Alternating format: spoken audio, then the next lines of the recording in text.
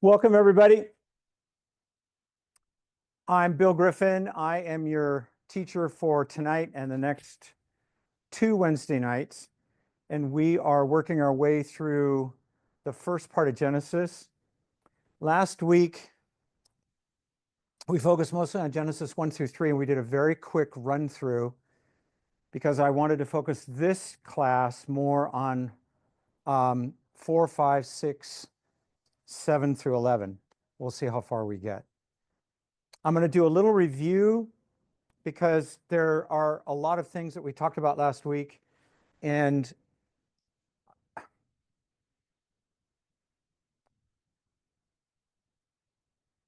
the amount of information that's available now about the ancient world and about how to understand the book of Genesis in the last 50 to 100 years has gone off the chart. I went to seminary and I got a tiny bit of that. I went to graduate school and got a fair amount more, but actually what's pushed me over the edge, in the good sense of the word, is having to teach Old Testament here in a course in BSSM. I teach a course called Encountering God and the Old Testament. And what I had to do is I had to go back. I had to learn a lot of stuff. So it's been a 4 or 5 year journey where I've gone back. I've done a lot of reading, a lot of research. In my education, I had to pass an exam in 6 languages. 3 of them are biblical languages. And I absolutely love Hebrew. So I've gone back through Genesis 1 through 11 with a fine-tooth comb in Hebrew, looked at the commentaries, and there's a few people who I want to suggest to you who are sort of like guiding lights for me, and they're really, really helpful. Let's scroll this up here. Before I forget, there's a sign-in sheet over there, and it's the second column. Go ahead and sign that in. We're doing an experiment tonight. We're trying to do a live capture of what I say and write, and then make that available as a video that you could download. We also all the slides that I use, we will set up so you can get them. They'll be on a sheet of paper. They'll be PDFs and be able to download them. We started that process, and I don't know, Janice, did we ever finish that? Did we ever get it out? Okay, all right. All right, it'll come out tonight. All right. So a couple of people who are really important for me, and you may have heard of them. Oh, come on. Yep, there we go.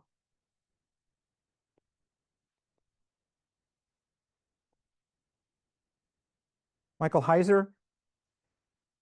He's one of the best that you can come in contact with, particularly because he believes in heaven. He believes, well, I know that sounds silly in a way, but the seminary I went to, heaven is an antique idea that primitive people believed in, and we know better. My own experience at that time was quite different. But he actually comes at this, I'm not sure, I don't think he's ever had what I would think of as an experience. Well, he's a believer, passed away a couple years ago. I'll just leave it at that. But what he's basically saying is that what the Bible has to say about heaven is both very real, and it's a lot more complex than we ever thought. So we're gonna spend some time on that. Another one who's really good, his name is John Walton. He taught at Moody Bible Institute for about 20 years, and then he shifted over to Wheaton. He's now retired, but he has some outstanding videos. You can look both of them up on YouTube. You could spend 3 or 4 weeks just listening to the videos that they've produced, and I would encourage you to do it.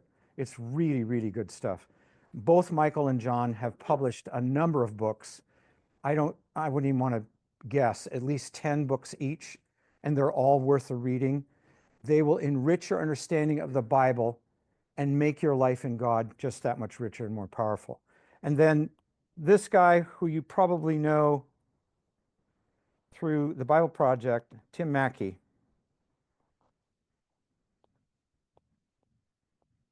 Tim Mackie has popularized a lot of what Michael Heiser has talked about. It's mostly through videos, but he does have a number of audio podcasts where he goes into excruciatingly fascinating detail on the Old Testament. But all of these men are not just interested in the Old Testament, they actually know the New Testament very well, and they integrate the two of them. Yeah. It's supposed to be Mackie. Okay, it's supposed to be able to correct my writing, but yeah, I could have been a physician because nobody can read my handwriting. Sorry, there's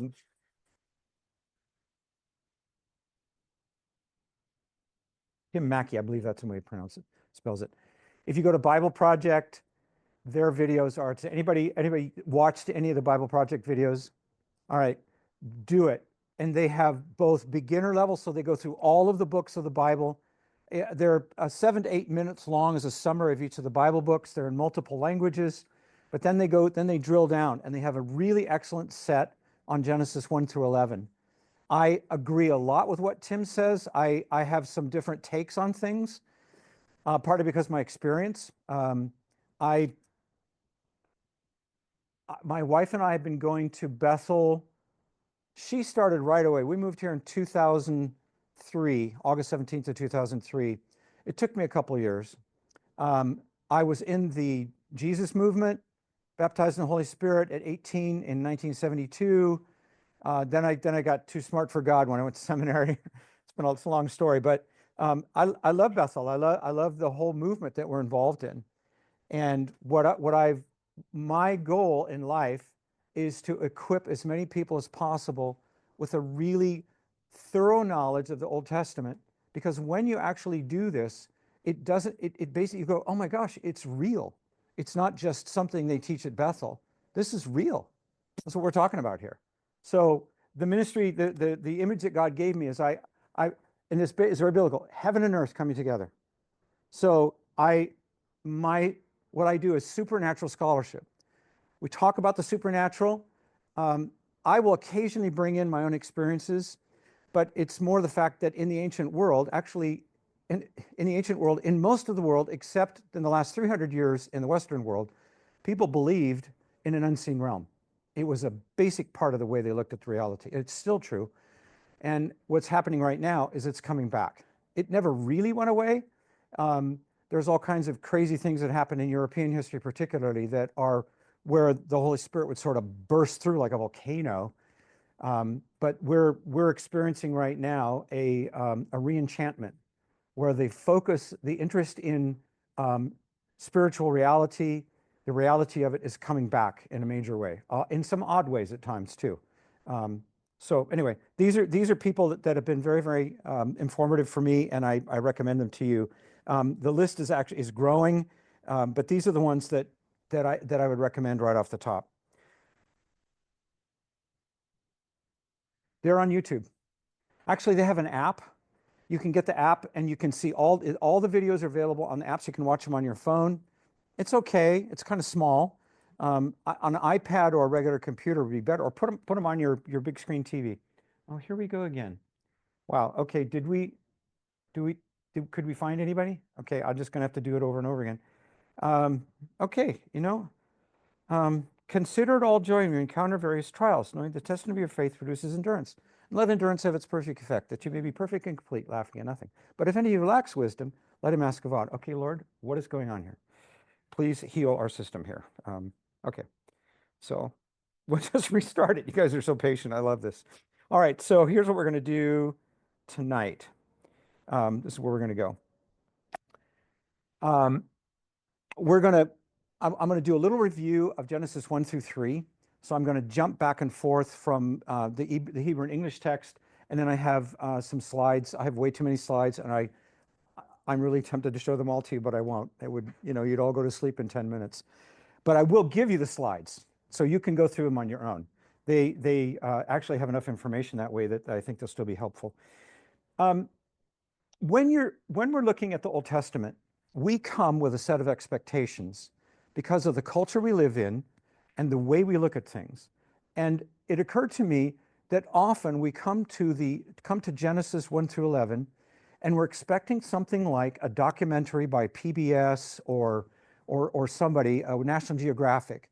And the image that I got was, it's sort of like we would expect that God would turn on a video camera and just video everything that happened from then on. Kind of like if you were watching a baseball game or a football game or or watching, they have these time-lapse videos of a house being built. That's kind of what God did, right? No. It has chronology in it, but it's not just, well, then this happened, and then this happened, and this happened. That's not what the Bible is about. It's there, that's there, but that's actually a way we think. That kind of thinking is a product of the last 200 to 300 years. It's very oriented around space, around mechanisms, around science, and that's not in the ancient world. The good news is that the spiritual world that the Bible talks about is the same one we're in right now. That hasn't changed. We are, I'll say this till I'm blue in the face. Heaven is not far away.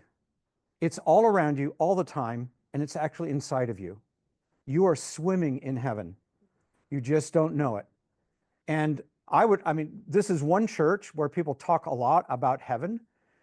But still, because of the way we've been raised, I mean, when I went to grade school, I didn't learn about heaven. I learned about ABC, 2 and 2 makes 4. I learned about geography of the world, California history, that kind of thing. Even when I went to church, I got lots of Bible studies, but heaven was far away, and we're not really sure if it's real. It doesn't have much to do with you. Most people think of heaven when, well, that's where I go when I die. Well, no, actually, that's where you are when you're alive. You're already in heaven. Do we have it all? No, there's a lot more to come. There's a lot more about heaven. I would argue that heaven is actually much more complicated than physical reality than the earth. But the two of them together are the way that God wanted us to know about how reality works. So that's what this Bible study is about, is bringing heaven and earth together. And the tricky part is that we don't know very much about heaven. The Bible has a lot in it, but there's so much unknown about heaven. We're going to spend eternity with God exploring it because there's just that much going on. That's one reason why heaven in the Bible, it's never heaven singular. Occasionally it is. Almost always it's the heavens. It's a plural masculine word in Hebrew because it talks about multiple realities. And they're all there, all at once. And that's the tricky part, because our thinking is, well, if that's there, then there's no room. It's like, no. I mean, in music, how many notes can you put in a measure? How many sounds can you? Well, lots of them. They don't bump into each other. They actually enhance one another. Heaven's more like that. Music is probably a better metaphor, because what we're so spatially oriented, X, Y, and Z coordinates, GPS coordinates, want to know the size, the weight, what's the mechanism, and you just don't get that with heaven. It's a totally different kind of logic. It's the logic of dreams. And that's actually why we have the 10 Commandments, because that's sort of the basic operating rules. If you understand these and obey them, the spiritual world will not be threatening to you. If you try to do stuff on your own, not so good. And actually, that's what we're going to watch happen as we read through this. So the other thing is that we expect Genesis to be creatio ex nihilo, which is a fancy Latin word for creation out of nothing. Genesis isn't. John's gospel is. There's a difference there. So in John chapter 1, it talks about all things that were made through him, the Word. So that's much later. That is, I believe in something called progressive revelation. And what we want to do is look at Genesis for itself. How did an ancient Hebrew understand what Genesis was saying? Because it was written by ancient Hebrews for ancient Hebrews under the influence of our God. So we want to start there. We want to go, otherwise, we're just going to start supplying our own ideas here. Did anybody seen the movie Talladega Nights with Will Ferrell? Anyway, okay, there's a funny scene in there where they're saying grace at dinner, and the wife tells Will Ferrell, well, I mean, we need to pray and bless the food. And so he starts to pray, and he goes, I'm praying to the baby Jesus, the Jesus who's 5 pounds, 8 ounces, a bubbly sweet joy. And then the other guy breaks in and goes, I'm praying to the kick-ass Jesus. They go off, and there's like they have 4 different ideas of what Jesus is. And I'm going, that's America. That's what we do. If you don't like the Jesus at church, make up your own. And that happens a lot. And that's, we don't want to do that. All right. The whole Torah, plus the other books that go along with it, it's called the Deuteronomic History and Scholarship. The Torah, in one sense, is a spiritual survival manual. And that's what I want to argue, is that the question is, who's the real God? What is that God like? What's it like to live in his universe? Because the basic idea went something like this in the ancient world. Oh, okay, turn it off, slide it up. There we go. All right. The idea went something like this. Everybody believed that there were gods. So there's a God of some kind here. And depending on where you are and what language you speak, this God could be called Marduk. I'm picking that one on purpose. M-A-R-D-U-K. Marduk is the head deity for the Babylonians. He looks and sounds a lot like another god you've heard of in the Bible called Baal. Remember the prophets of Baal? That's some people, but it's actually Baal. That's how you pronounce it. The prophets of Baal are in a contest with Elijah, and Elijah calls down fire. So everybody believed in gods. They're everywhere. And I showed you a picture last week of the Egyptian idea of what heaven looked like. So heaven is a god, the earth is a god, and the atmosphere is a god. The sun is a god. Everything is a god. But you would pick one that was really the strongest. And Marduk is the storm god and the fertility god. So he's a really special one. And Marduk was the god of Babylon, the main god of Babylon. So then along with the god, you would have a king, and the king was the God's representative on earth. And you see this in a way when you watch how Yahweh creates Adam, the human being. But in all the other cultures, only the king really is the one that can bring the will of the gods down to earth. And then there's a land. There's a space where this all happens. Gods in the ancient world were not universal. They had territories. They had turfs. They would be something like gang leaders. That's what we have. They have a posse of other gods with them, but they're the boss, and they communicate basically through one person, the king. The king would then have prophets, priests, and priests, and other kinds of servants. And there would be a temple, and the temple would be right next to where the king lives. So the king is the one who finds out what the god is saying, and then the king has to turn that into political policy. So when Babylon conquered Jerusalem, the Babylonians thought, Marduk has told us to do this.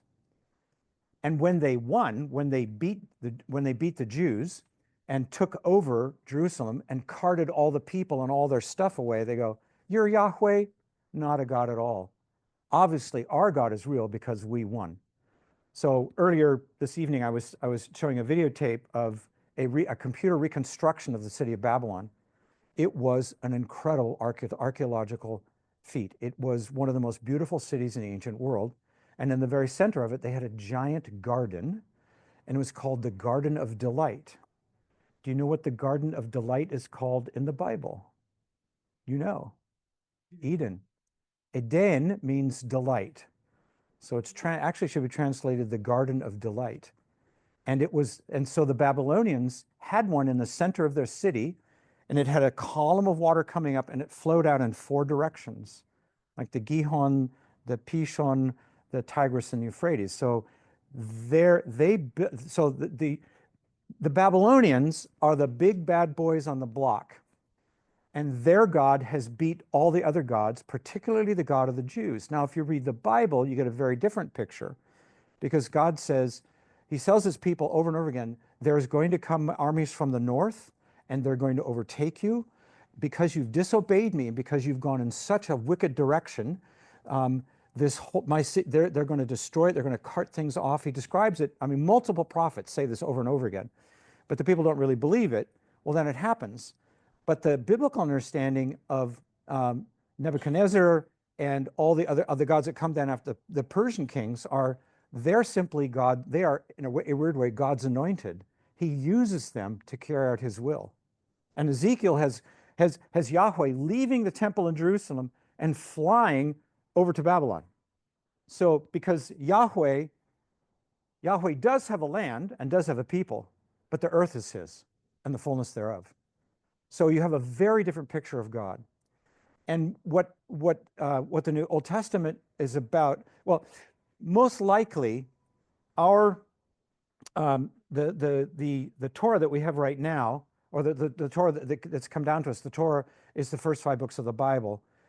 That is most likely reaches its final form after the people come back from Babylon. And that's why what we're going to discover is if we read through these first 11 chapters of Genesis, there's so many references to Babylon. Because the Lord is trying to teach his people, look, I put you through this, but I warned you about it. So everything Moses says in Deuteronomy happens in 1st and 2nd Kings. You just see how this works. But the first 5 books of the Bible particularly are survival. They are a record of what happened, that's true, but they're also a survival manual. How can you remain faithful to me going forward? What would that look like? So that's where we're going to go. All right. And the question is, who's the true and real God? What is he really like? And what's really going on in the heavens and the earth? And one of the things that, to go back to this little illustration here. When you live in a world that looks something like this, the king is the most important single human being. And then you have these other people. You have the prophets, the priests, the servants, and then way down here somewhere, oops, got to turn that off, slide it up. Way down here are all the people.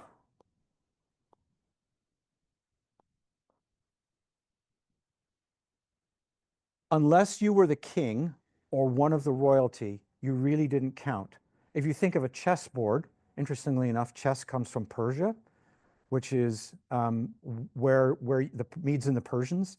If on the chessboard you have a whole row of characters called pawns, and in German they're called Bauer because they're farmers. They don't count. They're cannon fodder. It's all of the royalty in the second row that counts. So in the ancient world, if you weren't a king or part of the royal company, you really didn't count for very much. And basically, people lived in a world where the gods, and it's plural because it's not just one, there are multiple gods, the gods are totally necessary, but also extremely unreliable.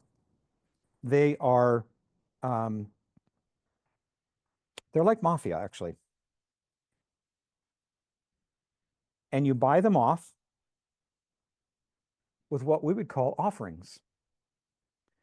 So one of the ways you do this, the more it costs you, the more the god owes you. It's a form of trading here. So what's the most precious thing that any human could have, or human parents? Their children. So the most precious sacrifice you could make would be to give up one of your children. And that actually happens in Israel, in Jerusalem.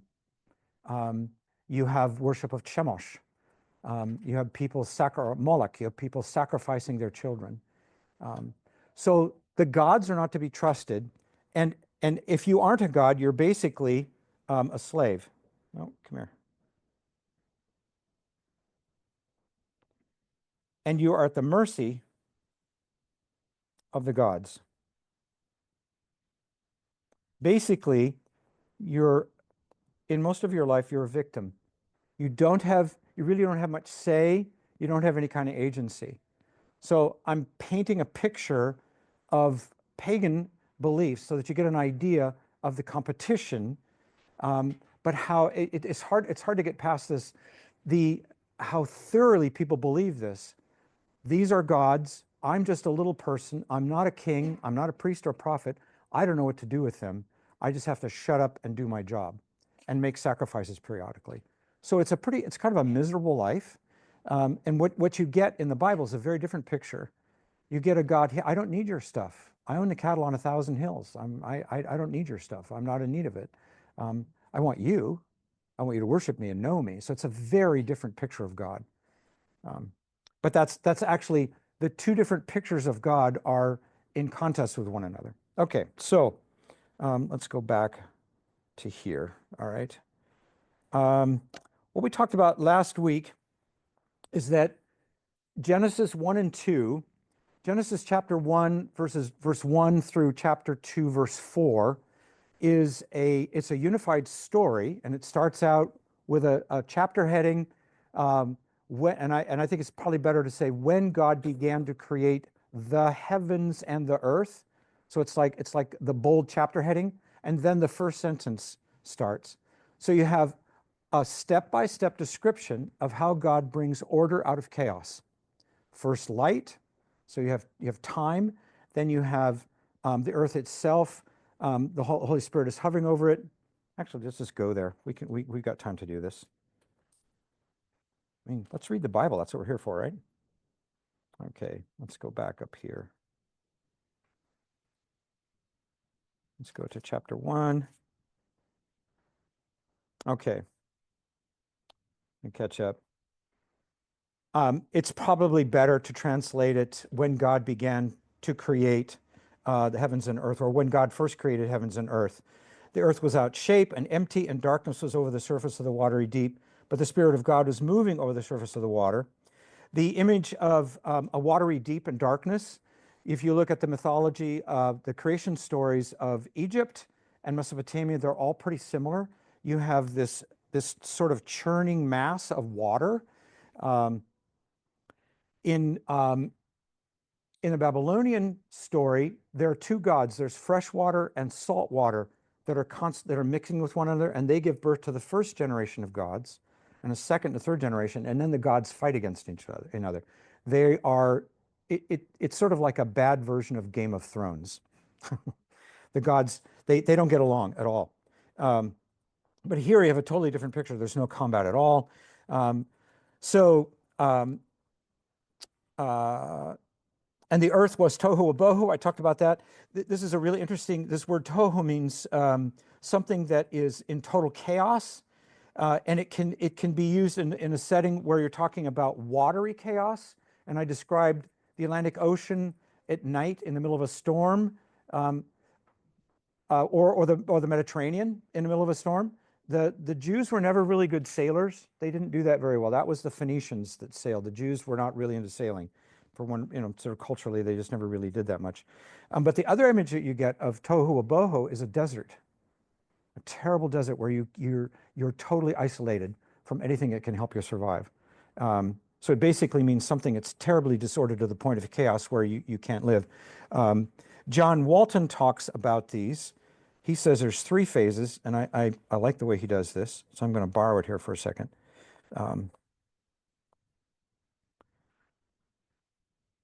So John Walton says that what you have at the beginning is unorder. And what God does to create is to bring order. Each step along the way, something's divided and you get more order and more order and more order until the very end. You have God basically saying, one way to look at this is that each step creates something that's necessary for humans to survive.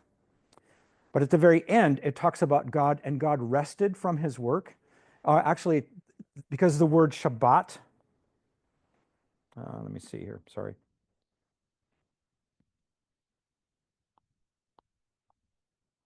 Shabbat can mean rest or cease. It's probably best translated as cease. He wasn't tired. He didn't need a break. At the end of what's actually the first 4 verses of Genesis, we'll just go there again here real quick. So God is order, back and forth. And each time, and God saw that it was good. It doesn't mean morally good. It's mean like it's sort of like, no, I'm good. It works. It functions. It does what I want. It's not moral judgment. It's a word that's used here to describe it works. It functions. So God brings order to this chaos, and he causes the earth to spring forth with plants, so on and so forth. And then the place where it really gets interesting is way down here in verse 26. And I said, and God said, let us make humanity or humans in our image according to our likeness, and let them rule over the fish of the sea and over the birds of the heavens and over the domestic beasts and over all the earth and over all the creeping things on the earth. And God created the human. So you have a play on words here. The interesting thing with this one, why does that keep going back? I don't normally use my pad this way, so this is something new. The human's name. So the word, no, yes, that's what I want. Okay. Adam.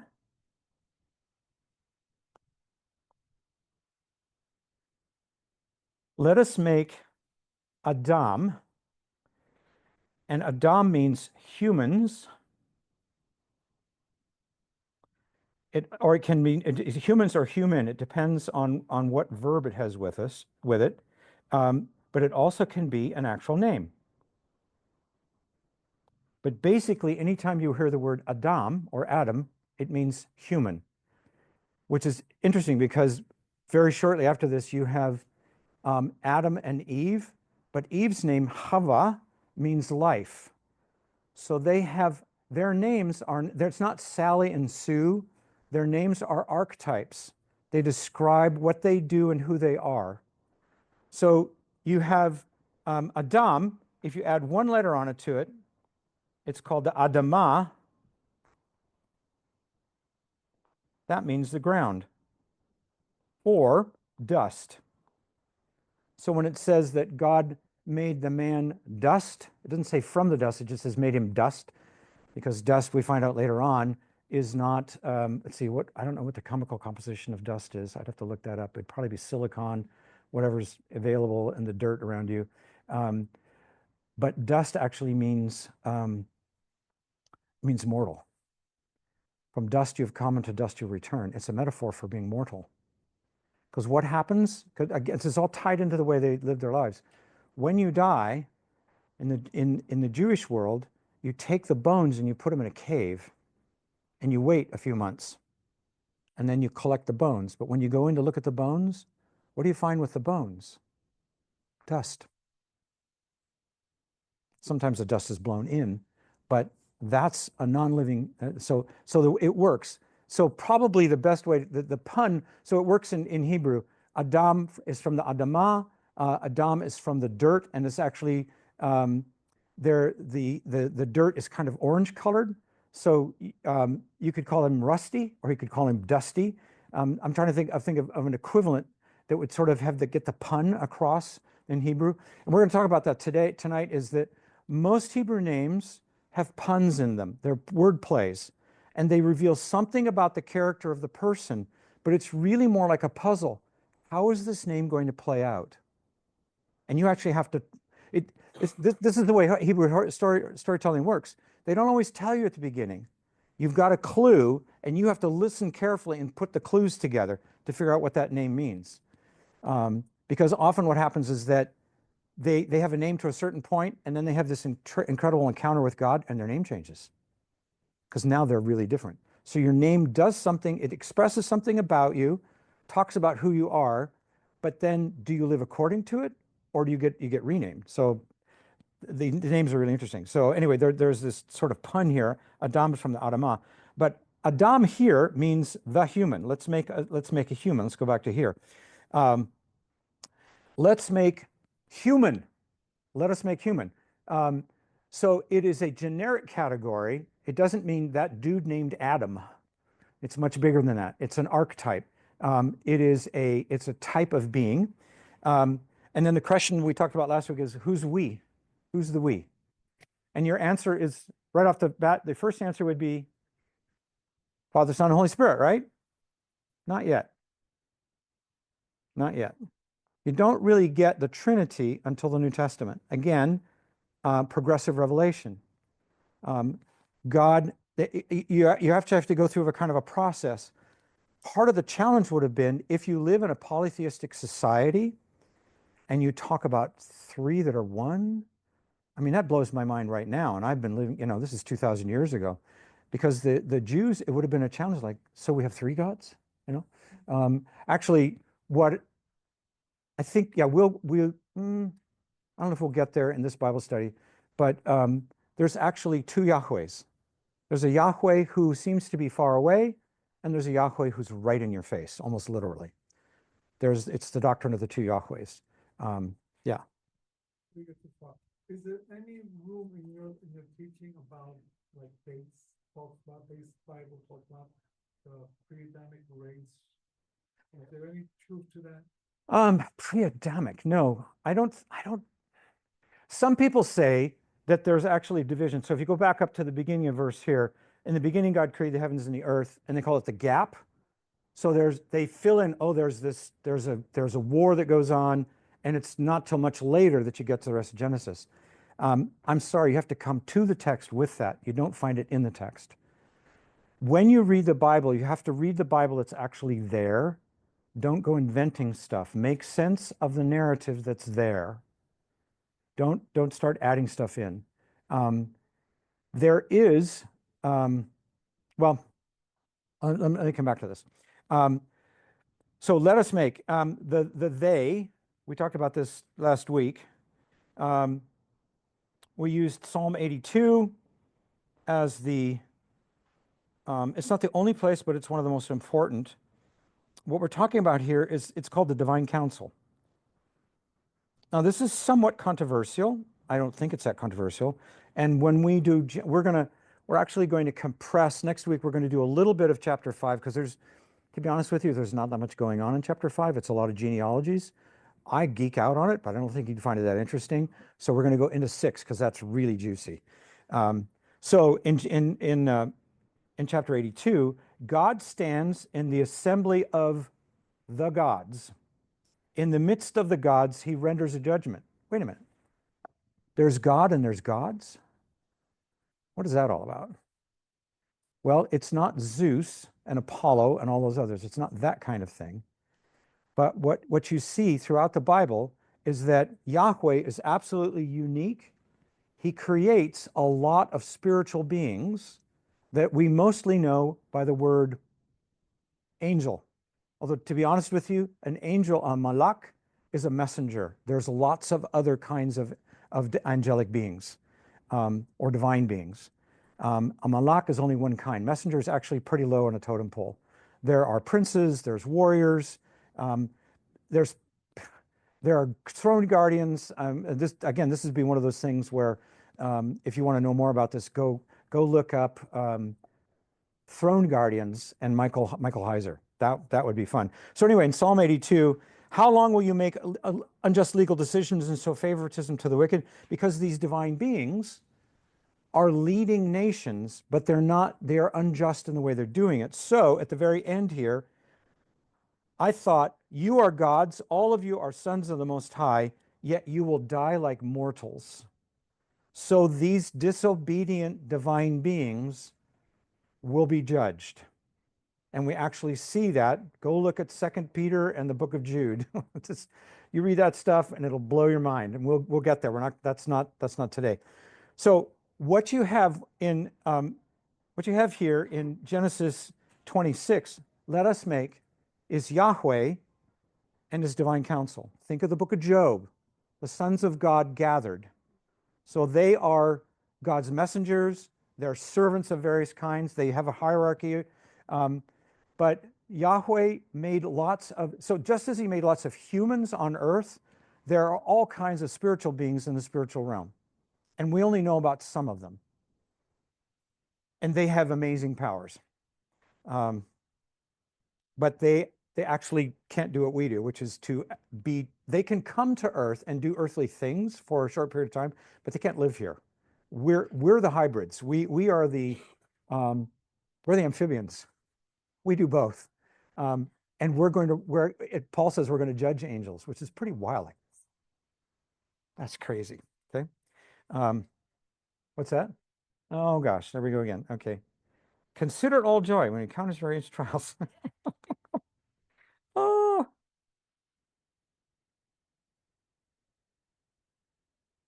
so this didn't happen last week. I don't know why, but okay, it's here. It's to keep you all awake, I guess. All right. So let us make human being our image in our likeness. And what we talked about last week is that this word "selim" right here is the word that's used later in the Bible for an idol. Don't worship selim. Don't worship idols. God makes his own representative. So the idea was that in the ancient world, you didn't have direct contact with a god. You had to create something like kind of like a spiritual phone booth. I know. Does anybody know what phone booths are? I mean, that's not a thing anymore. Yeah, okay. I was raised as a Boy Scout, and you always had to have a dime with you so you could make a phone call at the yeah. So God, so you'd make a statue, or it can be very, very simple. It could be as simple as a piece of stone, or it could be very ornate, painted wood, so on. And what you would do is it's called opening the mouth of the god. You'd breathe into the god and activate it, kind of like configuring and activating a computer. And then it works. In this case, it's turned upside down. God makes his own representative idols, and that's you and me. He doesn't have to have us there, but he chooses to have us there. Over and over again, Yahweh chooses human beings as the means to bring heaven to earth. That's your job description, bringing heaven to earth. It's not just something that Bill and Chris say or I say. That's actually what you see here. That's what's going on here. God made humans to bring more order to a world that's not quite fully ordered. He gives them the power over the fish of the sea and the birds of the air, over all the animals, and they're supposed to go out and multiply, which is not with your calculator.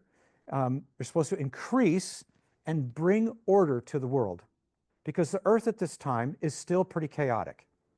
It isn't evil, but it's unordered, and they're supposed to bring order.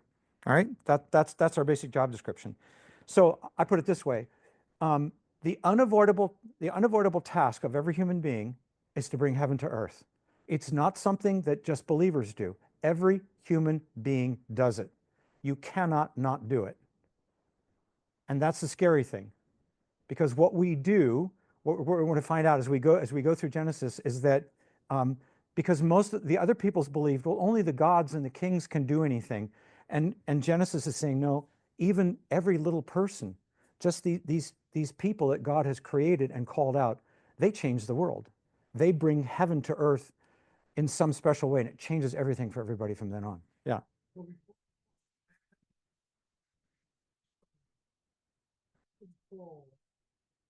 He continues that task. Yes, it's responsibility.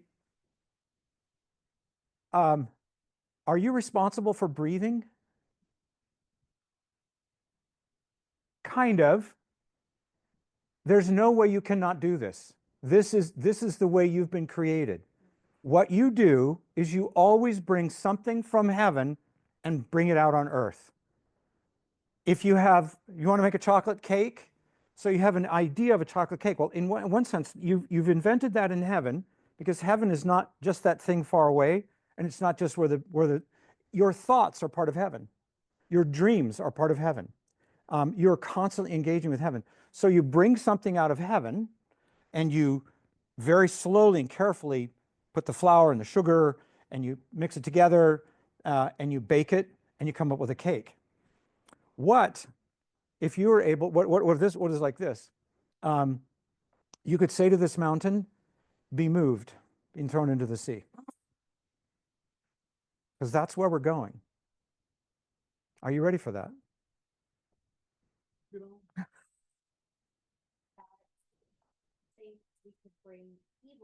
Absolutely, and that's the problem. That's the problem. The basic way I see this is this: the angelic. Now, God can do anything. He can come to earth And he's because he makes all this stuff, he can be totally comfortable with being on earth. The other angelic beings, if you look at what happens in the Bible, the other angelic beings, the ones that are rebels, have to recruit us. They can't do very much on their own. They're constantly looking for us to do it for them. Now they try. When we get to Genesis 6, we're going to see that you have a rebellion where the angels are trying to make man in their image, the rebellious angels, and that's actually what they do. It's a mess, and it actually causes a lot of problems. Okay, so anyway, so so God gives this ability to human beings, but He does it in a special way. So human is a category, meaning the one designated by Yahweh designated by Yahweh. They walk on the earth, they're made of earth, and they bring heaven to earth. That's like a job description. You cannot not do that. You will do it to the moment you take your last breath. The question is, will you do it with God and His wisdom or not? But you're always doing it. To me, this makes a huge difference when I pray for people, because I don't have to go very far to go to heaven. I'm simply doing what I'm supposed to do. I bring heaven to earth. Now, Jesus does it in spades, but the kingdom of heaven, well, that's another thing. We're not going to talk about this. The kingdom of heaven it's God's rule in heaven, but my job is to bring heaven to earth. I cannot not do it. I'm always doing it. Because you think something and then you do stuff and it shows up. You're just doing that all the time. And you don't have to be a believer to do that. That's the scary part. Every human being is doing it all the time. Yeah. Dispensations believe that men can given, 7,000 years or 6,000 years to be on earth, and then, and consequently that time, when man created high treason, it was handed over to Satan, and then at the end of that time, this might be, a doctrine that's not true, but I'm just saying, this is what I've been taught. I'm just trying to. Okay, I have a total problem with dispensationalism because I know where it came from, and it's a uniquely American phenomenon. Ironically, dispensationalism came from the visions of a Scottish woman in the early 19th century, 1820, and then a guy named J.N. Darby, who was a lay pastor in the Anglican Church, took her visions and wrote them down. And it just so happened he meets up with D.L. Moody, and the Schofield Bible's coming out, and you get all of this. It was just like a direct injection. So all of the notes of dispensationalism show up in the Schofield Bible as though it's the Bible itself. I'm sorry, it's a heresy. It's a total heresy. It has been the bane of American evangelicalism from day one, and it's only been around since 1840. It's not there in the church fathers. It's not there in the reformers. It's really not even there in the Bible. You have to work really hard. I mean, I understand how people can do it, but I just don't. I'm sorry. I just think it's totally wrong. Okay. Yeah. All right. So what I'm getting at is that in our image, in our image, and it doesn't mean the problem is there's a letter here at the beginning of this Hebrew word, and it's ba, and it can mean in, with. Michael Heiser has the best way of interpreting this, and he says, if I say I'm in the house, then I'm inside something. So how can I be in the image? Am I in an image?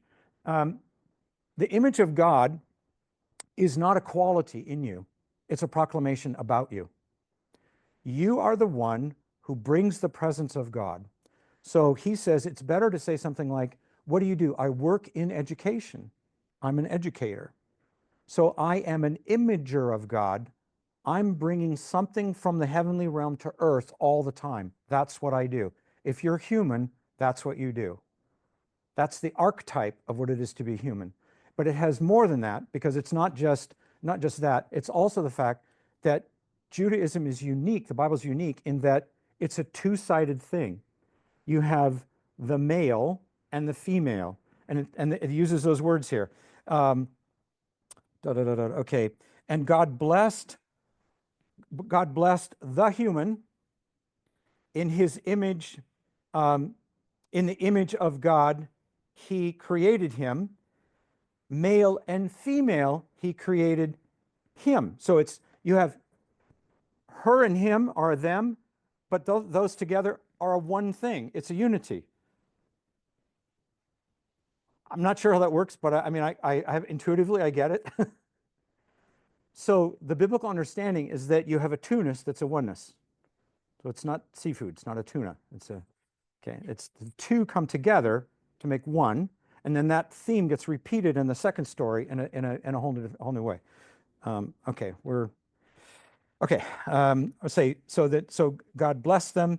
To bless means basically to give someone power to live a more than functional life. It has to do with enriching someone's ability to live well. That would be one way to understand blessing. Because we use all these words in the church, we don't know what they mean. Well, glory, what does glory mean? Well, it actually has a definition. Bless, what does it mean to bless someone? Well, there's an actual definition to that. It's usually related to doing something that brings about the prosperity of the person you're talking to, whether that would be psychological, intellectual, or, calves or pears or something, okay?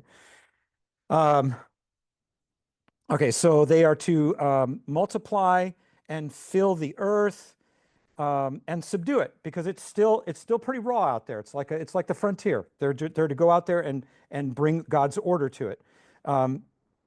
Then so that at the end here, actually, how many of you know that the versification system in the Bible is not really part of the Bible? It isn't. No, the numbers and the verses were added much later. I'm trying to remember now. Probably, I want to say in the 12th century, 13th century. So they're not always accurate, and they depended on what texts people had available to them. It's really helpful, but you never hear Paul saying, well, in Isaiah chapter 42, he doesn't do that. He just says, Isaiah said, because you're talking about people that knew the Bible so well, they'd memorized it, and they could quote it and jump back and forth because they knew it that well. Jesus is one of those. So anyway, chapter 2, we're going, well, that's chapter 2. No, don't pay attention to the numbers. Chapter 2 is actually the end of chapter 1 because the story goes all the way down here. And so then it says in verse 4, and these are... The only thing that's moving is your Hebrew, if that's Hebrew. I'm sorry, got to make it catch up. Yeah. There we go. Sorry. Okay. That'd probably be confusing to you. I'm thinking you can all read Hebrew, right? So, oh, you don't trust my translation. I can tell. All right. Okay. So actually, so it says the creation of man and woman. I would disagree. I wouldn't lay it out this way. Verse 4 actually belongs with the part above. It's so the heading you get when God began to create the heavens and the earth, and this is where it ends. This is the other bookend. So now you've now heard the account of the heavens and the earth when God created them, when the Lord God made heavens and the earth. Thank you very much. And now there's another story. Okay. Why are there two stories? Who knows? Why are there two stories? Or maybe you've never noticed. If you look carefully, one of the things you're going to notice is that God now has his name differently. In Genesis 1:1 through 2:4, you basically have the word Elohim used. Once you get into verse 5, you begin to see something different here. I'm sorry, it's a little bit after that. It's in verse 4. Yahweh Elohim, and Yahweh is God's actual personal name, or it's the name he chose that best describes him. Probably means something like the one who causes things to be, which is a pretty good explanation. It's a little bit rarefied, but the verb that it comes from, this is probably what's called a hifil, a causative, and it's the word to be, haya. And anyway, so this is the name that God chose for himself. This is the one that is revealed to Moses. But it shows up right here. which is a little bit anachronistic, but we're not going to go there today. Okay, so these are the generations of the heavens and the earth when the Lord God made them. So when you jump down, so the second creation story starts in verse 5, and there's a couple different ways to do this. One is God now has two names, and just as the second story gives God's what we could call, again, a way you could call it his personal name. The first story is sort of creation from 30,000 feet, looking down at the whole thing all at once. Whereas Genesis 2 is much more intimate. You have Yahweh picking dust up, doing something with it, and actually creating Adam. So it's a second story, and the images are a little bit different.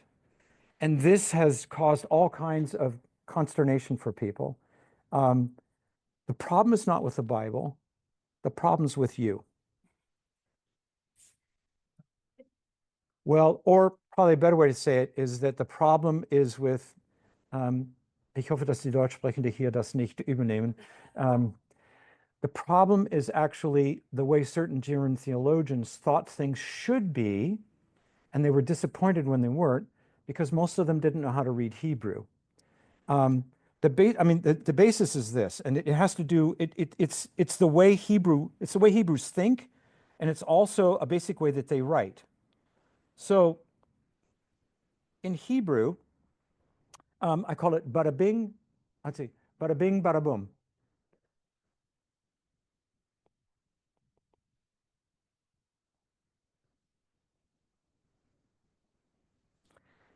In Hebrew, you say it A, and then you say it B.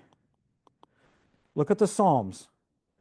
The Psalms are, again, have a half of a verse where it says something one way, and then the second half of the verse is a little bit different. It's a repetition, but it's slightly different. So what you get in the Bible itself, what you have here is two creation stories, and they speak to one another. They don't have to be coterminous. They don't have to be, I mean, you can get there. John Walton, I'm not sure I agree with you. I mean, there's all kinds of theories on this. For me, they're both true because I can't put them into I can put them into a video. They're not the same story. They're two different stories, partly because there were multiple stories that other cultures had, and God's intention is to tell you the true story based on their stories. So he takes their stories and he flips them on their head.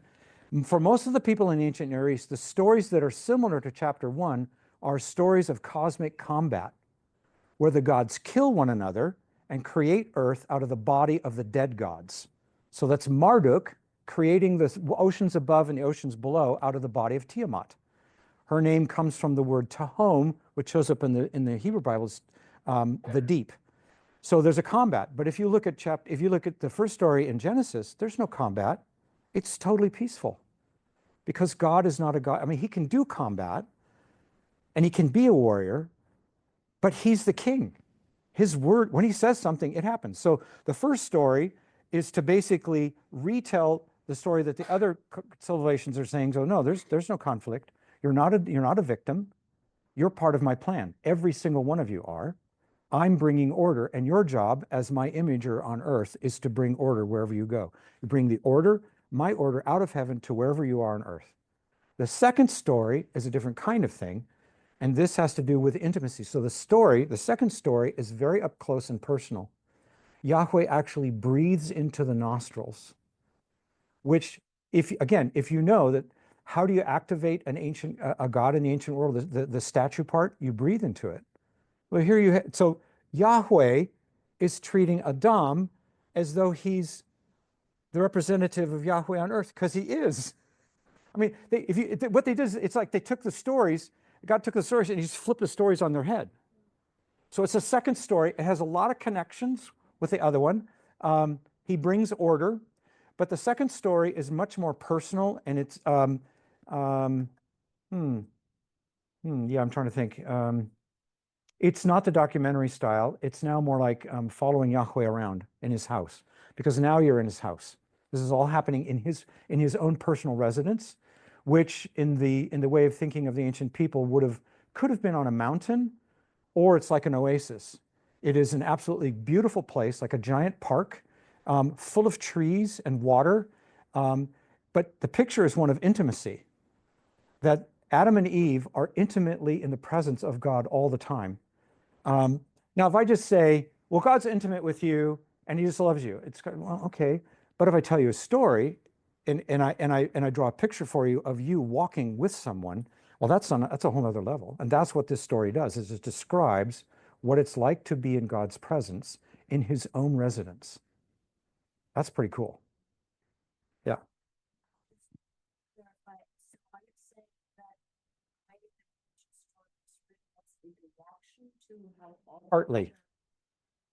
Partly. Yeah, that's a big part of it. Yeah.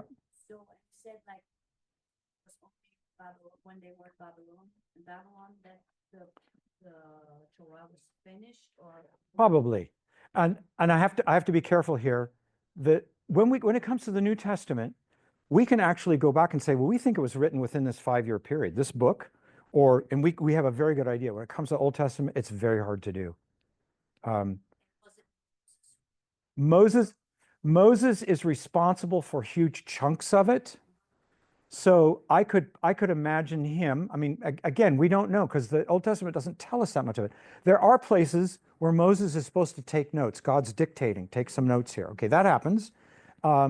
He's able to write probably because he was raised. It might have been. I mean, wouldn't it be crazy? I mean, it would be actually crazy because what was the first version of the Bible if Moses wrote it? What language was it in? It was in Egyptian. He learned to write Egyptian. The Hebrew that we have right now in the text is actually much, much later. The alphabet that's here in this version is actually Aramaic. Enoch would be, well, see, the thing is, these are, all of the cultures had stories of people who were somehow close to the gods and had special activities around them. I would put it this way, is that Yahweh is saying, they took my stories and twisted them. I will tell you what it's really like. That's the best way to think about it. Yep. Yep. Yep. Yep. So what you get, and we're next week and the week after that, we're gonna go after that. But this is not just it's not a National Geographic video where you just kind of sit back and watch. This is to give you insight so you know how to actually live with God in heaven with his wisdom and do good stuff. That's what it's about. Because it's a totally different picture of what it is to be human than any of the others. I mean, some of the creation myths have human beings made of mud and God's blood. So they killed a god and took some mud and mashed it together, and that made human. And the interesting thing is they only make men. It's only men, the Christian story of men is told, and then they bring the men to a prostitute because women are all prostitutes, right? And that's how you get children. So they bring Enkidu. This is in the Epic of Gilgamesh. Enkidu is brought in from the country, and he's all hairy, and he's matched up with a prostitute who makes him into a true human. Try growing up in a culture like that. Wouldn't that be fun? Because basically you had sacramental sex acted out on stage to music. It sounds like a rock concert. I'm sorry, but those are, yeah. So what God is doing is retelling the stories from his perspective because they've been taken by these other gods, and we're going to find out who they are and what they've been doing. They took the stories and told them so that it's to their favor. So it's the same stories, but they're radically retold. And so these are two different stories, and they're composites to some degree. There are bits and pieces of the other ancient stories, and you can find them online. If you can go, the Atrahasis epic, Atrahasis, I've forgotten the spelling on that. The Epic of Gilgamesh, you can look these up online and read them. They're very interesting. When you read them, you'll never read the Old Testament the same way again. I'm warning you. And it's not a bad thing. It's good. It's just weird. So there's all these other stories, and all the people know them. They know them like you know all the songs and all the movies that have been out in the last 20 years. You just know them. So Yahweh is inspiring Moses to rewrite them, put a different spin on them, because this is the way it really happened. But they're definitely written as, it's called polemic. It's polemical literature. It's written to undermine and to refute the stories of the people around them, because we all live by a story. We really do. I mean, if you really take this story seriously, you'll never be the same, because you'll know, oh, I'm one of God's people. I'm a human, and I bring heaven to earth with God's wisdom. That changes the way you live, I think. Changes the way I pray, anyway. So, yeah. Okay. Your questions are good. You're helping me. Say like heaven is all around us and we swim in it. Is there still a up and down thing? Yes. Thinking of John 3, where Jesus talks with Nicodemus, and he says, no one is ascended into heaven except he who descended from heaven, the Son of Man. And I remember Phil preaching about it like a year ago or so, which was very powerful. He said Jesus was saying it before he died and got resurrected and ascended to heaven. So basically saying, I'm up there right now and I'm down here Yes. at the same time. And he was inviting us into a experience and not into just a theological concept. So right. Ever since that sermon, and I've been going after this with our home group too, like we're trying to figure out what does that mean, that this thing living from heaven's perspective to earth. And well, ascended sounds like there's still okay. spatial blocks. There's multiple ways to understand this. You know the term einhoestia? Yeah. Does that mean that the animal's way up high? No, it's not talking about location in space. It's talking about influence and power. So the same language that can be used to describe location can describe power. It doesn't mean like, oh, on the XY axis, he's a 10 and I'm only a 3. That's where we go automatically that way. It's like, oh yeah, like an elevator. It's like, no, that's the hard thing, is that's what the Bible's trying to do, is break us out of that kind of thinking. So even like in the book of Revelation, when the angel or whoever says, come up here or come up higher, or it's a promotion. Yeah, I mean, the word promotion means to movement upwards. But it's social and power and meaning. It doesn't mean, oh, now I'm 15 meters higher. I mean, it can. That's the problem with symbolic language in the Bible, is it has multiple meanings all at the same time. So it can mean that you're high, but it also means that you have power. You've been great. Its power has been granted to you. Does Jesus sit on a golden throne? Yeah, but what does that mean? It means he has power. So if when we finally get to see him, it doesn't look like our idea of a golden throne, that doesn't bother me. seated right now, so Yeah, we're seated in heavenly places, exactly. So that's what, because that way of thinking means, oh, we're already there. All this stuff is already around us. We don't have to go anywhere. It's already been done for us. Jesus is because of the way reality is structured. So God wants humans to do stuff. So when humans do stuff, it's real and it's permanent. At least some of it is. So let's go to chapter 3. When Adam and Eve, they're in the garden, and they are again, these are symbols, but they're real. And we go, well, if it's symbolic, it's not physical. Well, what if they're both? What if there's something in between? And that's a problem of our culture. That's not a problem of the Bible. It's a problem of our going, well, that's just symbolic. Dude, how big is love? How big is your love? You know, all this song. Well, it's this big. You know, now there are all kinds of realities that we live in all the time that don't have size. They don't have shape, but they're extremely powerful. And when we reduce heaven to dimensions, meters, micrometers, we've missed the point. And because it's all happening all at once. It's all around, and we're in it. That's the scary part, or wonderful part. It's not far away. Okay, so let me go down to, let's see, I should be able to make this. So actually, we're supposed to do okay, so let's go with chapter 3 here. The serpent was shrewder than any of the wild animals, because he's not an animal. He's a divine being, and he's already on his way to being a rebel. Hebrew, the way you tell if someone's faithful if they're trustworthy, is do they tell the story the way they heard it? If you change the story, there's something wrong with you, which makes sense in an oral culture because they don't write stuff down. So getting it right the first time and passing it on is really important. So the serpent takes this, what Yahweh says, and flips it on its head, and it becomes something it's not supposed to be. So he's the most wicked character you've ever met. But you wouldn't know that if you didn't know how to read Hebrew narrative, and most people don't.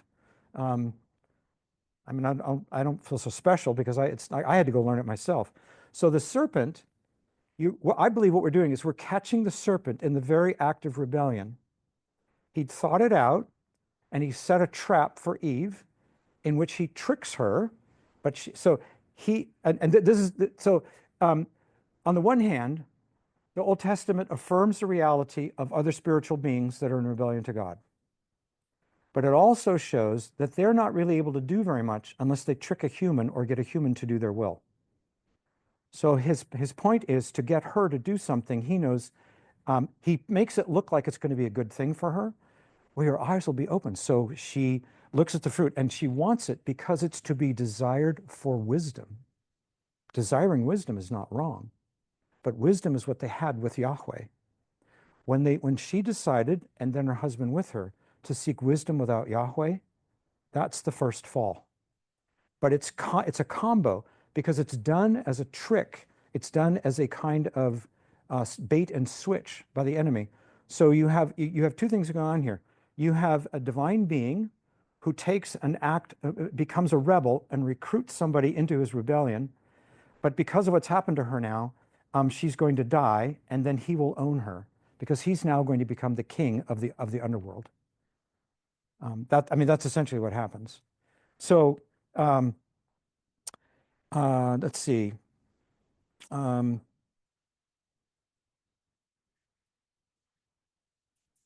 Okay. I just didn't quite understand. You said something about flipping on. He takes what Yahweh says and says, did Yahweh really say that if you eat from the tree of the garden, in the middle of the garden, let's just go back and read it. So he asked her a question. The woman, let's see, is it really true that God said you must not eat from any tree of the orchard? So first of all, he bends it. It's already not quite right because he actually added something in. So that's the first sign. For the native Hebrew, they go, oh, there's something wrong here. It's like in a movie, when you're in a movie and there's a woman or a guy alone and you hear this, no, no, you know something's going to happen. This is not quite right, okay? So narratively, he's already he's doing something off here, okay? You know, he's not just a divine being. He's actually, there's something going on here. He's got ulterior motives.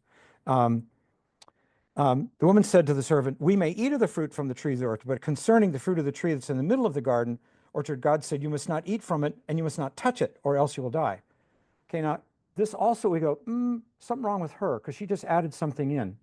Yahweh never said, don't touch it. The interesting thing is that what will happen when she touches it? She won't die. And she'll instantly wonder, well, then I could eat it too. It's all a test. He just wanted me to disobey him. So she's partially tricked, but it's really her own decision to disobey. So she chooses her own wisdom over the wisdom of Yahweh, because the knowledge of good and evil is called wisdom. If you can distinguish good and evil, you're wise. That's what it's about. So she's chosen this fruit to eat it because it will give her wisdom. But Yahweh was going to give her wisdom. I mean, he was going to get there, but she's going to do it on her own. So that's that break. So then we talked about this. Oh, he says, so surely you will not die, for God knows that when you eat it from it, your eyes will be open and you will be like God, knowing good and evil. So he's saying, actually, this isn't a fall down. This is a fall up. If you do this, you'll become like God. The irony is, she already is like God. She's made in the image of God. So he's offering her something that she's already got.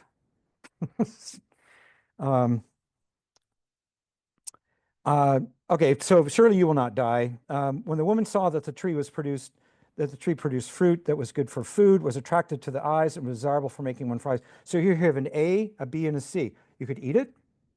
It was attractive. Actually, I think a better way to try it was eye candy. It was extremely beautiful. Like, okay.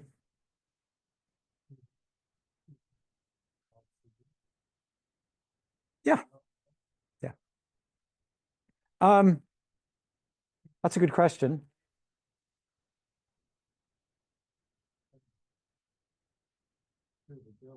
Yeah, that's a good point. I don't know what she knows. I do know that Adam has heard the words, because the thing is, technically speaking, Adam, as the male half of Adam, has heard the words, and she wasn't actually there. So he's told her. Now, did he tell her? And by the way, honey, don't even touch it. This story doesn't tell us. Um, no story can tell it all, and there are all kinds of gaps in this story. The point is to pay attention to the things that are there and what they're trying to tell you. So the average ancient person in the ancient world felt, I'm a total victim here. I really can't do anything. I hope my sacrifices will make the gods happy because I'm just a nothing. And this story is no, actually every human being is someone, actually every human is a king. Every human brings the will of God to earth or the heavens to earth. So she must, ideally she understands something of that, but we don't know. I mean, we get very little, we don't get any internal, we don't get her in, the only ways we get some of her perceptions here, the narrator clues us in that she's going, it's pretty. I could eat it. I'm hungry. I could eat. And it's absolutely, it's gorgeous. I mean, this is advertising. Okay, it's gorgeous. It's eye candy, and it will make me wise. Wow, what's not to like about this? So she just goes ahead. How could she know the consequences of what she's doing? Because what Yahweh said, it's a specialized phrase. In Hebrew, if you want to say, this will most certainly happen to you, you actually use the verb twice. So it could be translated, you certainly will die. It's more the idea that you're doomed to death. Doesn't mean that you'll die instantly, you're doomed to death.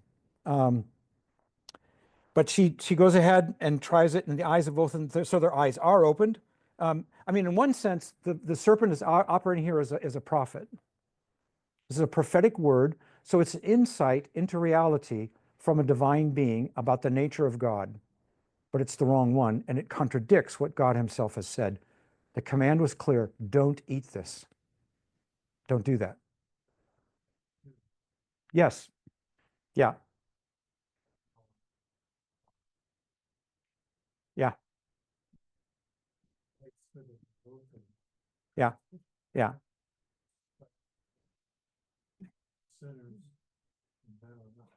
No, it's actually the other way around. Didn't you get the message, dude? Women are the sinners, women are not. Men are the sinners.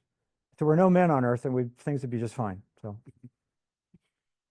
sorry, yeah, I don't believe that, but anyway. What what is Adam accused of? What does Yahweh say to him later on? I mean, technically, the word yasha means to listen, but it also means to obey. So actually, what happens is Adam obeyed his wife's voice, rather than obeying Yahweh's voice. So that's the problem, is that he made her voice more important than Yahweh's. It doesn't mean don't listen to your wives, men. Be careful about obeying them when it's in contradiction to what God says. So they do it together, okay? They're opened, and so the interesting thing is that they know they're naked. So way up here above in verse 25, the man and his wife were both naked, but they were not ashamed. Now they see things, they're naked and they're ashamed. So instantly, I mean, it's like it's an instant transition. And actually, you and I have had experiences like this where you're with someone and things are going fine, and you do something, you say something, and you realize, oh no, I should have never said that, and it's different from then on. Has that ever happened to anyone here? Probably never, huh? I'm the only one that's that happened to. I mean, so this is a spiritual and psychological reality. You can say things that will change things forever, and it can be for the good. It can be for the good or it can be for the bad. So what you have is that they've now disobeyed Yahweh, and all of a sudden they see reality differently. They see themselves as naked and they're ashamed. And the nuances to this being naked, in a culture where you have to be, why do you have to be covered up in a desert culture? The sun will burn you very quickly. It can kill you within a few hours. But if you wear loose clothing, at least that'll protect you. If you're naked, you're vulnerable. And so nakedness is a symbol for vulnerability again and again in the Old Testament. The idea of being naked, I will expose your nakedness. Now, it means to expose your genitals, but that's the most intimate part, so you're really, really vulnerable. So it's a metaphor for being totally vulnerable. And they suddenly realized that what they thought would bring them, because there's a word play up above here. The serpent was arum, and now they are aram. Can you hear the similarity between the words? So the serpent was clever, but now they're naked. His cleverness has made them naked. It's an exquisite wordplay in Hebrew, and it's really hard to translate that. So they make fig leaves together and made cover some. So does that mean that the fruit was a fig tree? Was the fruit they ate was a fig? Was it a fig tree? I don't know.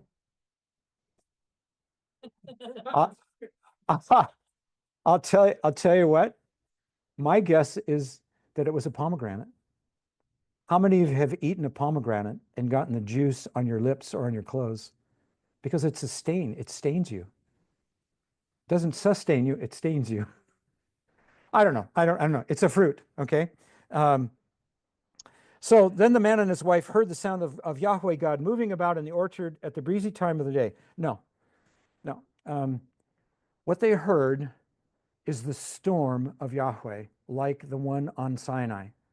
This is a terrible sound. So God goes from being the one that you're close and intimate with, within a second, suddenly you're terrified of the sound of his feet and the sound of his voice. Because the words here, the word is not the day, the word is actually a borrowed word, and it means from the storm. He's speaking from the storm of the whirlwind. So think chapters 38, 39 in Job, God speaks from the whirlwind, or God on Sinai speaking and the people are terrified. There's tremendous connections between Deuteronomy and what happens in Genesis. So you have people these two humans are absolutely terrified of Yahweh. They don't want to be around him. They can hardly stand it. And then it walks through all the things, what the results of this are. So the Lord said to the servant, because you have done this, cursed are you above all the cattle and all the living creatures of the field. On your belly you will crawl, and dust you will eat all the days of your life. People have thought, oh, well, maybe he had legs and he lost his legs. Doesn't say anything about that. Because crawling on your belly does not mean that you don't have legs. It means that's the ultimate demotion. I mean, if you make a human crawl on the ground in front of you, it's pretty devastating. And that's what's happening, is this one-time resident of heaven is now going to crawl on the earth and actually eat dust. And dust is not stuff. It means death, mortality. Do you see the symbolism? You get where this is going? So it's a huge demotion, and it now will eat dust, and dust, it will eat death all the days of your life. So it has a lifespan, okay? And I will put hostility between the woman and between your offspring and her offspring. He will strike your head, and you will strike his heel. So now a lot of people have said, oh, this means that the Jews, because they're people that live in the desert, were afraid of snakes, because snakes are there and they'll bite you. And this zoological information is so important, we need to put it in the Bible. I'm sorry, that is not why it's here. What you get is actually, and this is something that happens, we're going to see this happen over and over again. And it goes something like this. So you have one event, let's say you have event A. Oh, come on. There we go. You have event A, and it is So the disobedience. All right. That whole event becomes a kind of a lens through which you're to view the next story B.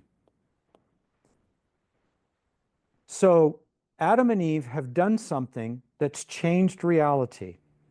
They now are cut off from God, alienated from God, alienated from what their purpose is on earth. For the man, it's to make food. For the woman, it's to make babies. By the way, women, that's your superpower. Only you can make babies. If you don't make babies, we're gone in a generation. I mean, that it's a real thing. Not even not just then, but now too. So what you have is you have one event becoming a lens for the next event. You learn, and this is how you read Hebrew, is that the first story gets you set up with something, and then you take that information and you use that to read the second story. So here's what you look for. How often is there a conflict where the Jews are doing something and then an opponent comes up and tries to kill them? Does that happen very often in the Old Testament? Do you know what it is? It's this story coming alive again. That story becomes a kind of typology. It happens over and over and over again. Second thing, this is something I learned from Michael Heiser. What does Jael do with the nail? Into his head. Your offspring will strike at his head. Hello? So Sisera is a representative of the evil one trying to kill Israelites. A woman drives a nail through his head. And there's a story later on where, gosh, which one is this? Amalek, King Amalek, is attacking a Jewish city, and a woman throws a millstone down. Where does it hit the guy? On his head. Hello? Do you see how this little story here set us up to interpret all these other things? Because dying from head wounds is a very rare thing. But it's actually evidence of like, yeah, and it happened there, and it happened there, and it happened there. So anyway, so it's not just cute words. It actually describes what you're going to see happen again and again. It is a narrative lens. Okay, that being true, oh gosh, we have, how long do we go? Do we go to 9? Oh, sweet Jesus, thank you. All right, all right. I'm so used to it, 90 minutes. Okay. All right. One of the theses that I'm putting forward is that, and I've said this, I'll say it over and over again because it plays out. You cannot avoid bringing heaven to earth. You always do it. And the irony is that it happens in your family. I don't know if you're bringing heaven to earth all the time with your spouse and your family. And we know because I'm not a psychologist, and psychology has a lot of good things to say. One of them is that for a child when they're growing up, their father and their mother are virtually gods. They have that kind of power and that kind of influence. You never forget what your parents have done, or people like your parents, because there's not usually others.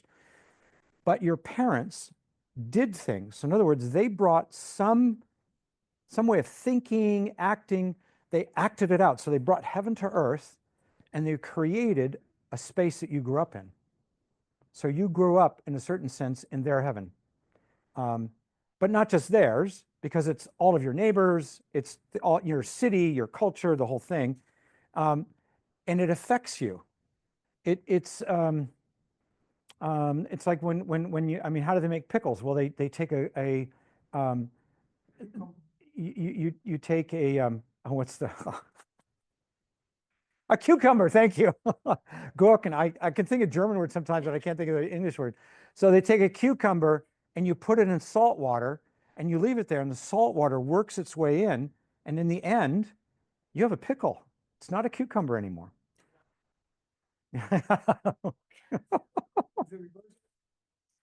No, it isn't. It isn't.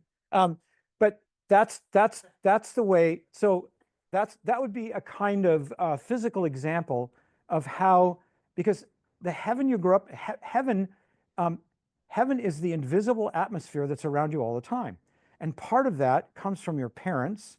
As you grow up and you move out away from your parents, you're taking your sense of heaven with you. So wherever you go, so your children grow up in your heaven. Your family creates a little miniature Eden or not, or a fallen Eden. I mean, if you want to know, if you want to really know who you really are, ask your children. They'll tell you. They'll tell you about, well, yeah, actually. So because my kids were pastors' kids, and so I was like, wow, I wasn't a pastor's kid, but once I realized that I've created a spiritual world in which my children grew up in, it changed everything. Like, oh my gosh, that's why I need to pray for them. That's why I need forgiveness. The cool thing is that God has transformed them, and now they give words to me, and it's healthy and it's good. But you cannot avoid this. You are going to be, in one sense, in someone's heaven. It's the invisible atmosphere of the family, the culture, the neighborhood, the ethnicity, whatever it is. You grew up in something, and it's partly comes in the form of a story. This is how we live. This is the way we do it. These are our symbols. This is our artwork. And you're deeply into that. How long does that take before you're deeply into it? By the time you're 5, it's called spiritual formation. Your spirit is shaped by the time you're 5. Your spiritual transformation will take the rest of your life. Because you encounter realities and start to respond to them, you develop habits that become your character as early as 5, and you don't have very much control. And so, what I'm getting at is that one way to think, one of the ways that's brought this to me is through a discipline called family systems theory. Anybody ever heard of family systems theory? Okay, because what you do, my whole family went through this. My son went through a really difficult time. Modern marijuana is not good for 16-year-olds. He smoked a lot of it. He raised it. He sold it, and it poisoned his mind for about 6 years. But he came out of that by going to jail. And so what happened is, to get him out of jail, we had to get our whole family into a recovery program, basically. So in this recovery program, where was I going with this? Okay, what I discovered is the ghost of my parents' family and my grandparents, and as far back as I could see, it's like they were all in the room with us. And that's true. If you look at a human being, you're not looking at just them. Imagine behind them an invisible tail of all the people that are in their lives, their family. When you meet someone, you meet their family. I remember a psychology teacher or somebody telling me this in high school. Well, when you meet your wife, you're not just marrying her, you're marrying her family. And I went, that's kind of random. That's absolutely true. I mean, I look at my wife now and I go, I see your mom. There's your mom right there. You just did it. You did it again. So what I'm getting at is that's an aspect of heaven. It's the yeah, I mean, okay. Well, what I'm saying, so heaven is what's now invisible. When Jesus comes, somehow heaven and earth come together, and it all is visible, which will be both wonderful and terrible. But we live in this. So let's go on and read. So I really want to get to the story of Cain and Abel, because we can go backwards from that. Okay, so let's go to chapter 4. Okay, so chapter 4. Oh, thank you, Jesus. Come on. Yep, there we go. Hospitality room. Okay, great. Now the man, Adam, Ha-Adam, so basically it means the human, was intimate with his wife Eve. He knew her in the biblical sense of the word. It's yada, to know. Okay, thanks. And she became pregnant and gave birth to Cain. And then she said, I've created a man just as Yahweh did. Now there's a pun going on here. The word to create here, normally it's bara or asa. This one is kana, kaniti. And his name is Cain. Cain, kaniti. Can you hear the similarity? So his name, if you were Hebrew, his name would sound like created. So she created. It'd be like, hey, created. You want breakfast now? Because that would be his name. It would sound like created. Okay. The question is, how is this going to play out in the way he lives? It does reveal to us a little bit about Eve here. I have created a man just as Yahweh did. It's a little bit, there's a certain amount of ambiguity here in the way the Hebrew is laid out. It says, because she said, I have created a man. And then it's et Yahweh, which means with Yahweh. So with Yahweh can mean like Yahweh did, or I did it with Yahweh. I had to have his help to do it. I go with that one. It's simpler. It seems to make sense. So I've created a human with Yahweh. So this is the first woman seeing the first child. And in one sense, her instinct is right. It's like, I didn't do this alone. I did this with Yahweh. Not bad, okay? The problem is this. She has already eaten from the apple, and they're now, well, I have to go back. They're outside the garden. And so metaphorically, they're not close to Yahweh anymore. His wisdom is not available to them very much, and they're terrified of him. So their family history now is one in which both the husband and the wife are rebels and are terrified of God, and yet they're dependent on God. That's the environment that Cain and Abel will grow up in. So you're talking about the family system of Cain and Abel. It's kind of sick already, all right? Because what you see happening through all these chapters in Genesis is a gradual or then accelerating downward spiral to where each generation is actually worse than the one previous to it. So it's not like my ceiling became your floor, but your floor became my ceiling. It's flipped, all right? So she gave birth to his brother Abel. Now, Hebel is the Hebrew word for breath or vanity or nothingness. So the one son's name is created, and the other son's name is vanity or breath. Actually, probably breath would be the better one. Now, breath is pretty fragile. So we're going to see where this goes, okay? We don't know exactly, but that's what their names mean, okay? So she gave birth to, Abel took care of the flocks while Cain cultivated the ground. These are the two basic ways that people lived in the ancient world. You were a farmer, which would include an orchard or growing crops in the ground, or you were a herdsman. And often a family would have people doing both, but they're pretty time consuming. So they represent the two major ways that most people made their livings. A farmer who's dealing with the earth and the dirt, and then the one that's raising the flocks. So then literally it's a little awkward in Hebrew, but we have to translate it to English. At the end of days, or at the designated time, Cain brought some of the fruit of the ground for an offering to Yahweh. But Abel brought some of the firstborn of his flock, even the fattest of them, and Yahweh was pleased with Abel and his offering, but with Cain and his offering he was not pleased. All right, a lot of commentaries will say, well, what you actually see here is that Abel's offering is more precious to God because it's the animals and the fat part, and you do get places in the Old Testament where the idea was that you burnt the fat parts. This is really fascinating. How did sacrifices work in the ancient world? You actually have had an experience of this. You've just never thought of it this way. You've been invited to somebody's house in the afternoon for a barbecue.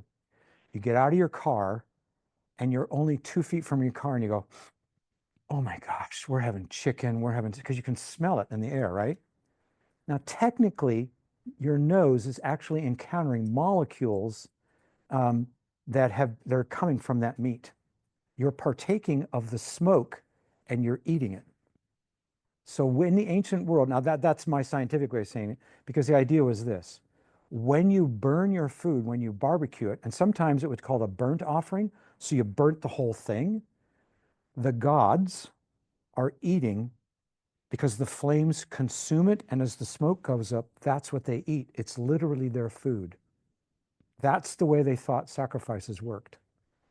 So when we get to the sacrifice that Noah will make, there's a version of it that's in I think it's in the Epic of Gilgamesh, where the gods are starving to death because they've just killed all the humans, except for one, and they can't wait to get the smoke because that's how they eat.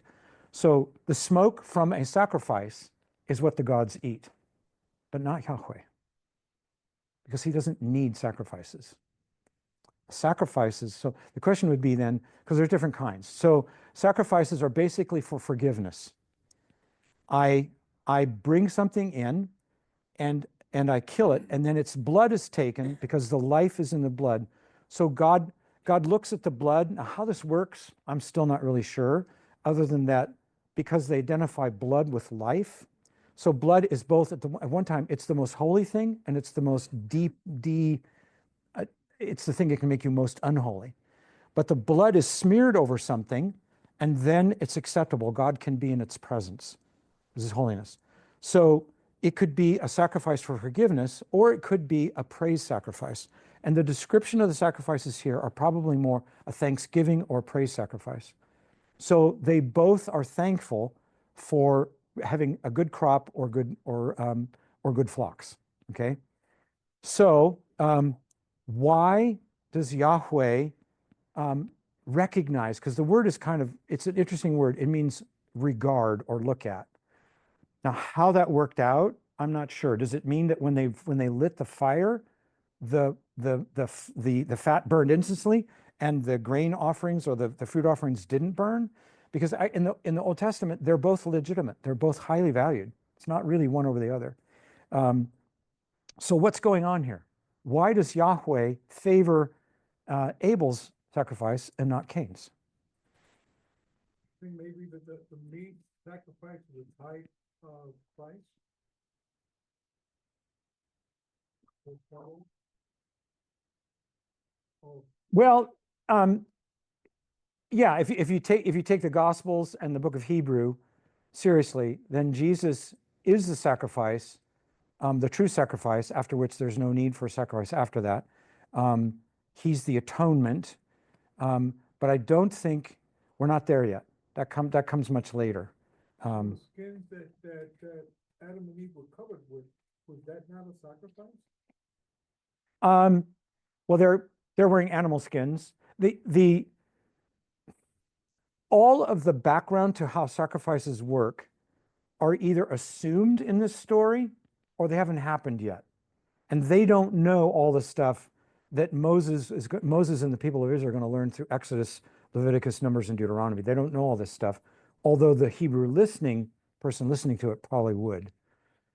Okay, I'll just cut to the chase. It doesn't say. Yeah, There's no actual reason given. Yahweh doesn't say why. How would they know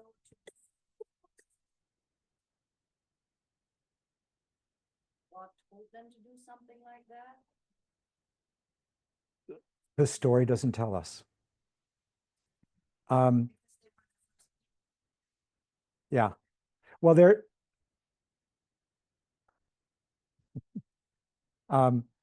that's the National Geographic part of you. Again, I get it. I understand the question. Because what you have here is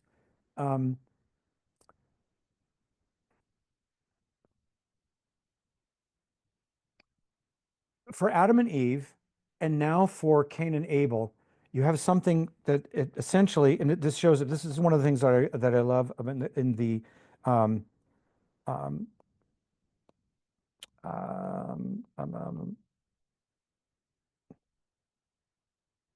gosh, I'm just blanking out. The Bible Project. Thank you, Lord. Okay, both of these are an example. Oh, this is just, come on. Okay, of this. Adam and Eve go through a test.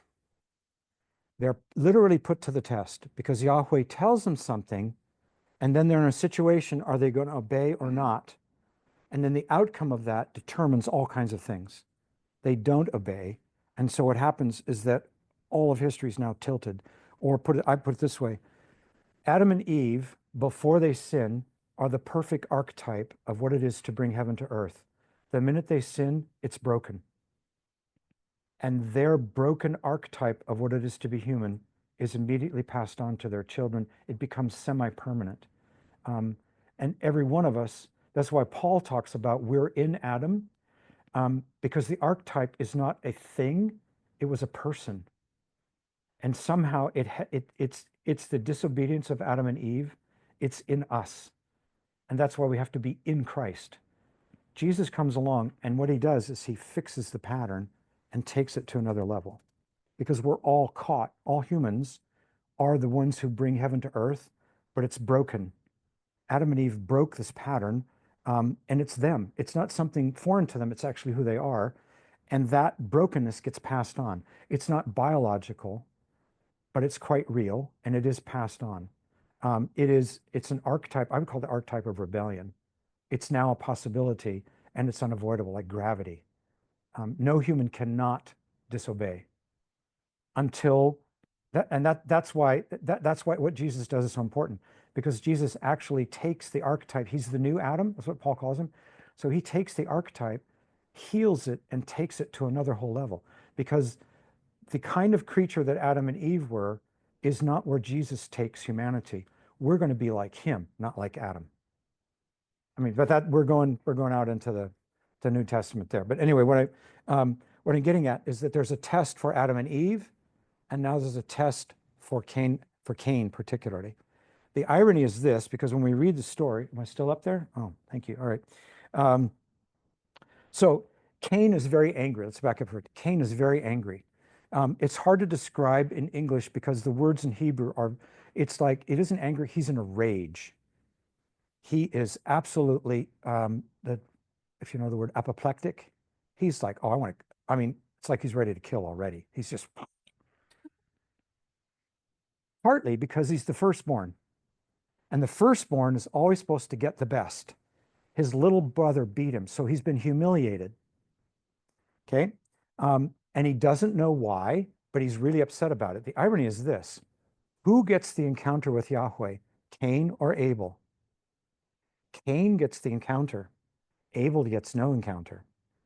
Abel gets the most intense encounter that's happened since Adam and Eve left the garden. And it's very pointed. So Cain became very angry. His expression was downcast. It means his face fell. It was very obvious. When then the Lord said to Cain, "Why are you angry? And why is your expression downcast?" Because he's not he's in a rage. He's caught up in this rage. And so the Lord says, why is this so? Is it not true that if you do what is right, you'll be fine? But if you do not what is right, sin is crouching at the door. It desires to dominate you, but you must subdue it. Okay, a couple things here. Hebrew works by repeating words and images. Where have you heard of something crouching on the ground recently? The serpent. So it doesn't mention the serpent exactly, but it is crouching on the ground, and it has a name. And this is the first time in the Bible where the word sin shows up. And the sin that's mentioned here is, I'm just going to use this. It's this one. It's chata, and it means to miss the mark. You were supposed to do A, but you didn't do it. You missed it.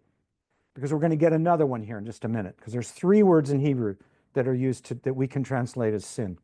So he was supposed to, so what you get is, so sin is crouching at the door, and it said, it desires to dominate you, but you must subdue it. What is it that Eve will want to do with her husband? Subdue him. Subdue him. She will desire to subdue him. It's the same word. So you get a repetition here. And the desire is desire to control and manipulate. And so actually with Adam and Eve, you get a breaking of the relationship. From then on, the relationship between the male and the female is not what it's supposed to be. And so what you see in reality is not what God wanted. It's broken. But the same word is used here. So now you have a spiritual being whose desire it is to get you, which to me it's the next installment of the enmity between so this is the first offspring of Eve, and sure enough, there's the serpent trying to get him. Does that make sense? Okay. Um, I've not read many people that have done that, but to me, it just stands out. So he gets the irony is that Cain doesn't get the sacrifice approval, but he gets the encounter with God, and it's very intimate, and it's basically, what is God offering him? A way out? He's offering him wisdom. And it's a test. Because if you do this right, you need to back off from your anger and do what is right. It doesn't say what is right, and you'll be fine. But if you do not what is right, sin is crouching at the door. It desires to dominate you, but you must subdue it. Actually, this reminds me very much of Jesus talking to Judas at the Passover. It sounds similar. Cain said to his brother Abel, "Let's go out to the field." Yeah. While they were in the field, Cain attacked his brother, and Abel killed him. So he doesn't. So he doesn't. So what you have is you have a family that has a culture, and the culture is one where they've disobeyed God, and they're going to experience death. And here's the first death. It's also the first murder, and it's a brother killing a brother, which actually is true of all murder. All murder is a brother killing another brother, because we're all Adam. We're all we're all related Adam. So so what you get is it's like the whole story goes ka-chunk down. It just drops. So what the Lord said is that you're going to experience death. I don't know if there's a worst. I mean, one of the worst things that can happen as a pastor for about 25 or 30 years, and the most difficult counseling I ever did was when parents lost a child. And it happened. One of them was a car accident, and one of them was a murder. And the stress on the relationship. So what you have here is a murder, basically. So the first time a human being has killed another human being, and what you have is you've taken something from heaven, which is hatred, because it's an invisible quality, and it's become something earthly and turned into a murder. So the pattern is there. It was a test, and he chose to do what he wanted to do rather than what God wanted to do. He repeats in a way what his parents have done, but now it's a step deeper. Okay, I mean those are some of the patterns that I see. Then Yahweh said to Cain, "Where's your brother Abel?" Does Yahweh know where Abel is? Oh, sure. Okay. Yeah.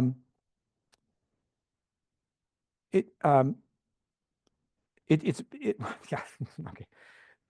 And he replied, so what you get here is you have a test, a fail of the test, and then a trial, and then sentencing. That's what happened in the first story. Here it happens again. So you have a pattern established. Where is your brother Abel? And he replied, "I don't know. Am I my brother's guardian?" That's the first snarky remark I've ever heard in the Bible. What's the implication? Who is who is Abel's guardian? Aren't you his guardian, Yahweh? Well, yes, but Cain, you're his big brother, and you killed him. So it's an immediate attempt to. So you have a command, a failure, a question, and in both cases, it's an attempt to put the blame on someone else. In German, they say put the blame in someone else's shoes, in die Schuhe stecken. Yeah, yeah, schieben, yeah, which I think is really funny. I love that one. Okay, because that's what's happening. And then Yahweh said, so he basically denies it. What? I don't know. Am I my brother's guardian? Not your job, Yahweh? So you have this snarky and a really nasty attitude. One of the things that you learn in the Bible is that, and it's an argument, is that everything you do is shaping who you are and who you're becoming. So it's like the song from the Police, every move you make, so everything you do becomes a part of you. And he's just taken 2 steps further into the darkness. So he's killed someone and then denied it. Okay. So I always said, what have you done? The voice of your brother's blood is crying out to me from the ground. Okay, so does blood speak? Is that what's going on here? Does there blood speaking?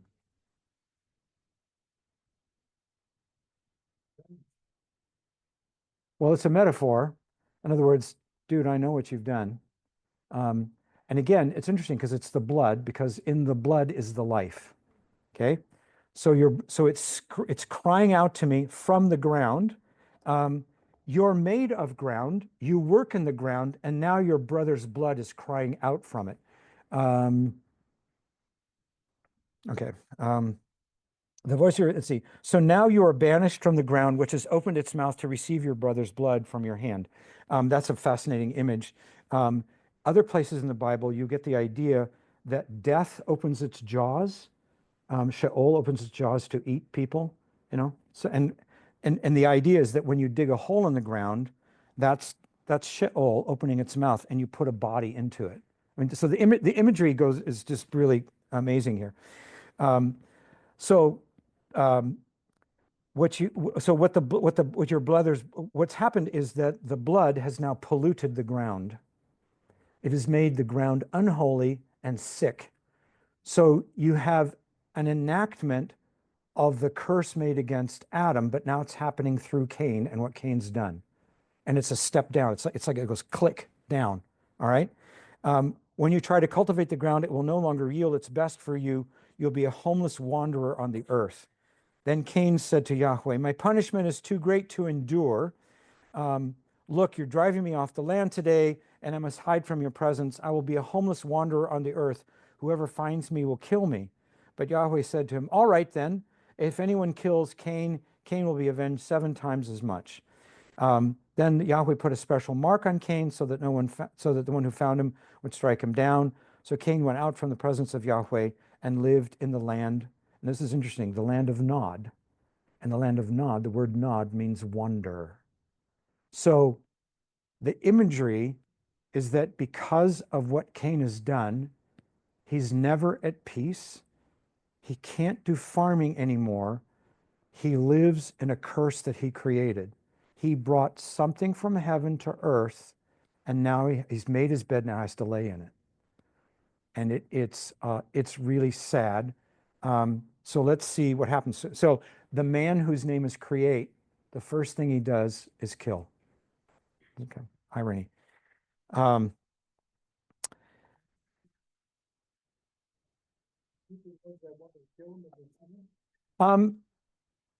Well, okay.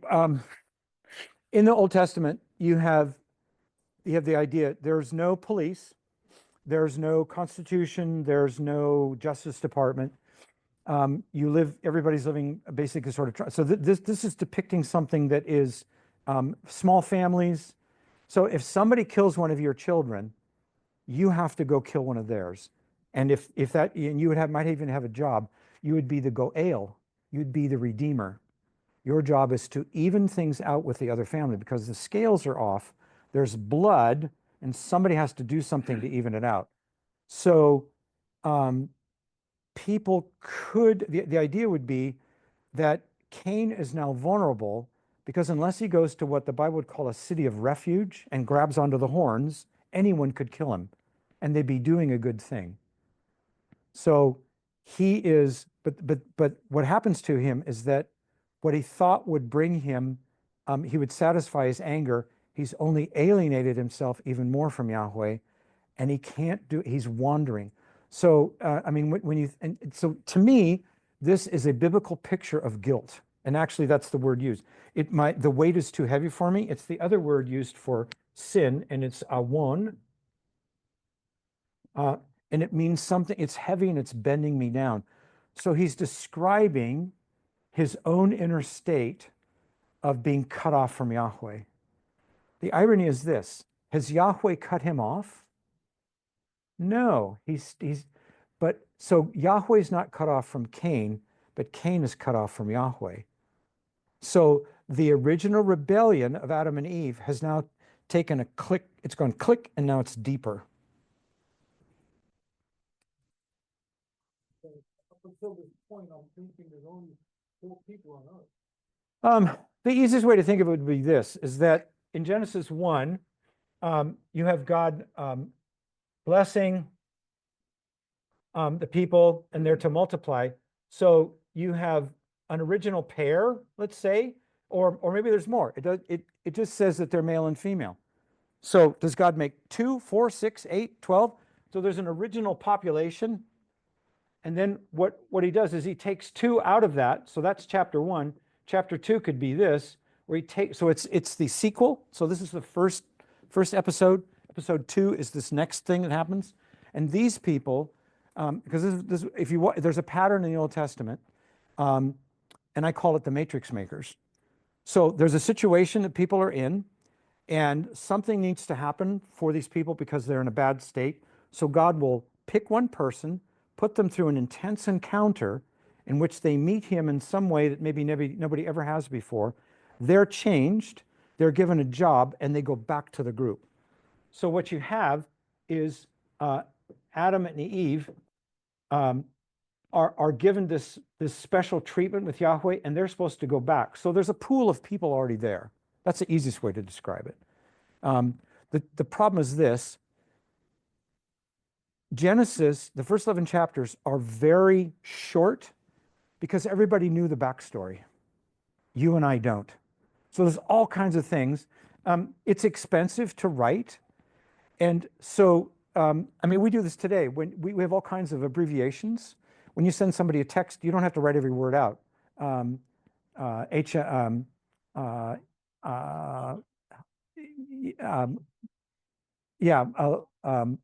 YOLO. I'm trying to think. Of course, now I can't think. You only live once. So you have all these abbreviations. So what you get in Genesis is an abbreviated story that probably has much more to the background. But it makes sense that you have an original pool of people, and then God takes 2 of them to his garden, to his special place, and does something with them because he wants to send them back in. That's what he does with Sarah and Abraham.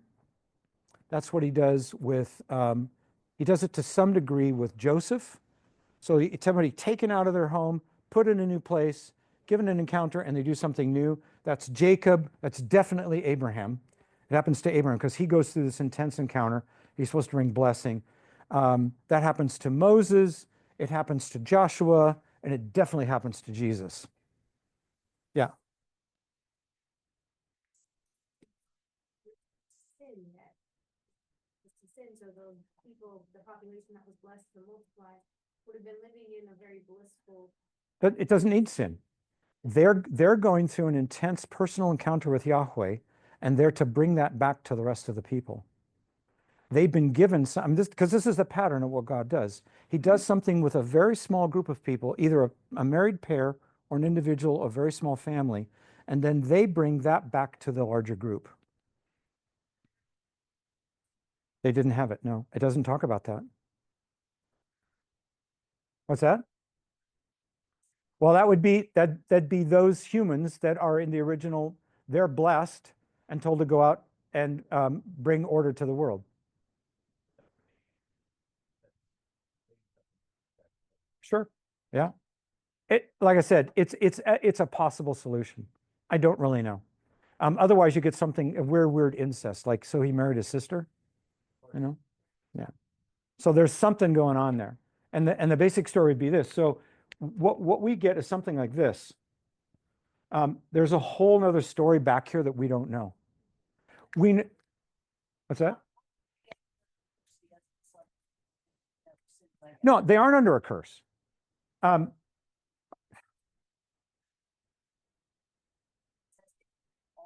in Adam, all will die. Yes, but that happens in that's chapter 3. That's not chapter 1. So this is John Walton's solution to the problem. It has some merit to it. The deal is we don't know everything, but it would make sense because this is the pattern. God, I call it matrix makers, that you have a group of people who are at a certain level. God takes 1 or 2, puts them through something that changes them, and then their job is to bring blessing back to the larger group. That's Moses. That's Isaac to some degree, well, kind of Isaac. It's Joseph. It's definitely Moses and Abraham. I mean, so Abraham's the first one to ever trust God. It's like faith is so connected to him because he trusts Yahweh in a way no one ever had. And because he's done it, it's now available to all of us. And that's why Jesus does the stuff he does. He does it, and now you can do it in him and with him for him. That's the way heaven works. You know, or it happens in sports. Nobody will ever run a 4-minute mile. And now, if you want to be on a college running team, you've got to run a sub 4-minute mile because somebody did it once. And I mean, and that's actually one way to understand Jesus is that he comes back and redoes Adam. That's what Paul says. He redoes Adam. He's the obedient servant. He suffers. He goes through death and comes out the other side. He defeats death and creates, through him, a new kind of life is created. I mean, so what I'm saying is that I'm looking for the pattern. It doesn't show up in terms of DNA or evolutionary theory or historical causality. It doesn't work that way, but it definitely works in terms of the way heaven works, because you do something. So I mean, it happens at the level of family. If you do something in obedience to God, and you create something that then becomes a kind of environment for your family. Or it goes the other way. You do something and then your children are exposed to something. Because we're all matrix makers. We're always we're bringing heaven to earth. And this is John Walton again. The idea is that you have this group of people and they don't know much about God. So God says, well, I'm going to show you, it doesn't work that's the way he does it. He takes a small group, puts them through something and sends them back. They're also called prophets. I mean, the pattern's there over and over again in the Old Testament. So, yeah. Okay. Okay, so now the irony is this. The man who can't make it as a farmer or a herder invents the first city. Civic life is invented by a rebel. The good news is that in the last book of the Bible, a city comes out of heaven, the heavenly Jerusalem. So it isn't that being in a city is not wrong, but the irony is that Cain typically would have to go to a city of refuge, but he makes a city. He's intimate with his wife. She became pregnant and gave birth to Enoch. We're going to get another Enoch later on. Cain was building a city, and he named the city after his son Enoch. How are we doing on time? Oh my gosh, we're over. We got to stop. You guys are so patient with me. Okay, stand up. I want to pray for you, and then I'll let you go.